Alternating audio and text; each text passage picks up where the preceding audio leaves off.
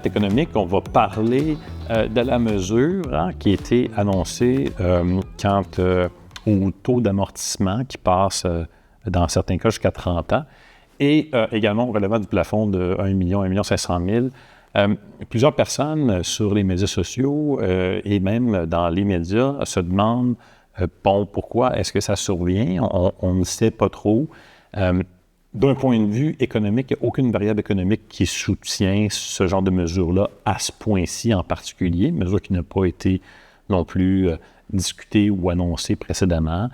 Ce n'est certainement pas le taux directeur qui est dans un cycle baissier. Évidemment, on se rappelle que la Banque du Canada a un mandat d'amener l'inflation à 2 %. Donc, on peut entrevoir la direction du taux à travers son mandat. Les variables chômage, les variables aussi au niveau de la croissance économique, démographique, etc., ne commandent pas. L'endettement des ménages ne commande pas ce type de mesure-là. Qu'est-ce qui a changé? Ce n'est pas au niveau économique, c'est au niveau politique. On se rappellera, il y a de cela quelques jours, Jack Minsick du NPD a retiré l'accord dans lequel il était entré jusqu'en 2025 avec le Parti libéral pour soutenir le gouvernement minoritaire de Justin Trudeau.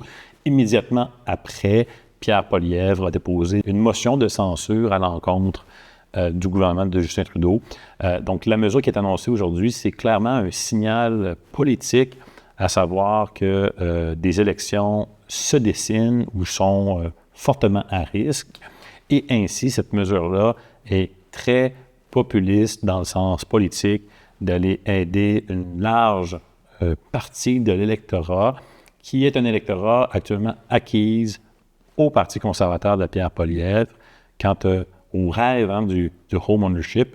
Donc, les libéraux ont beaucoup travaillé sur les centres urbains et certains types de clientèle, mais c'est une clientèle qui, encore aujourd'hui, est plus acquise et s'est consolidée sous le leadership de Pierre Poilievre.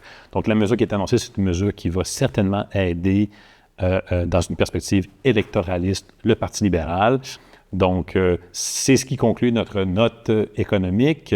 Finalement, c'est une conclusion d'une note économique qui est très politique parce que finalement, cette mesure politique-là de nature économique n'est pas demandée par des facteurs économiques, mais plutôt par le retrait de l'appui du NPD et la motion de censure du Parti conservateur à l'encontre du gouvernement minoritaire de Justin Trudeau.